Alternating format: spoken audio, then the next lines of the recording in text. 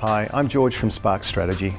We recorded these videos because we've been doing a number of presentations around the country, and in fact around the world, talking to organisations about sustainable business models.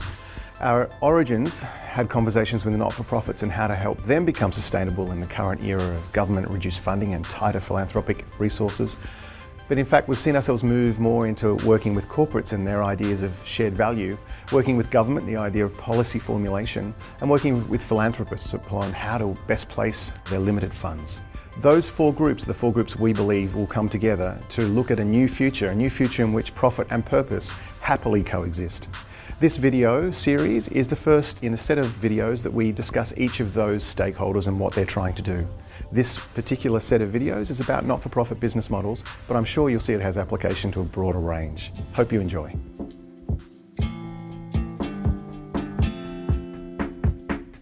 We've got a couple of things to share with you today around the concepts of sustainability in the not-for-profit sector and their business models, and how they get there with a few practical tools as well. This first clip is going to be talking a little bit more about sustainability. What do we mean by sustainability? We don't mean the ability to generate passive incomes for organisations just to sit back on their laurels. What we mean is the organisations looking at their revenue streams and working out ways in which they can complement their programmatic or fundraising activities with commercial or profit-oriented revenue streams that they can control and probably even enhance their service delivery. But in order to do that, we need to consider three things. How would they create revenue? How could they possibly partner with the private sector? And what kind of funding approaches could they take? So if we quickly look at revenue, the first thing to do is to differentiate your beneficiary from your customer.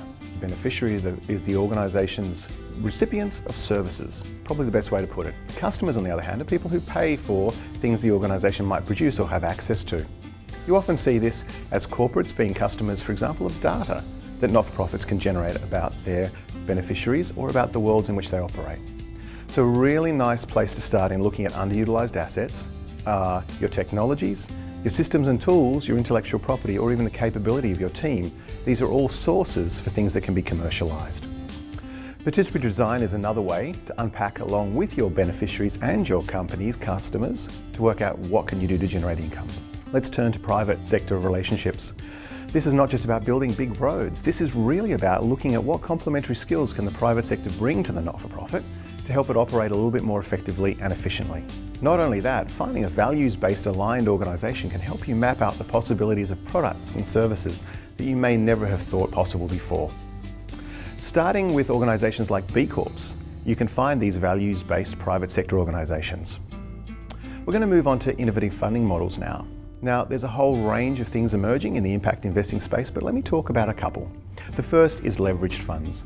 Leveraged funds are really the idea of getting a small parcel of funds from maybe well-wishers in philanthropy and multiplying those as you go through and canvass further fundraising from corporates or academia or even government. The other one you want to look at is impact investing.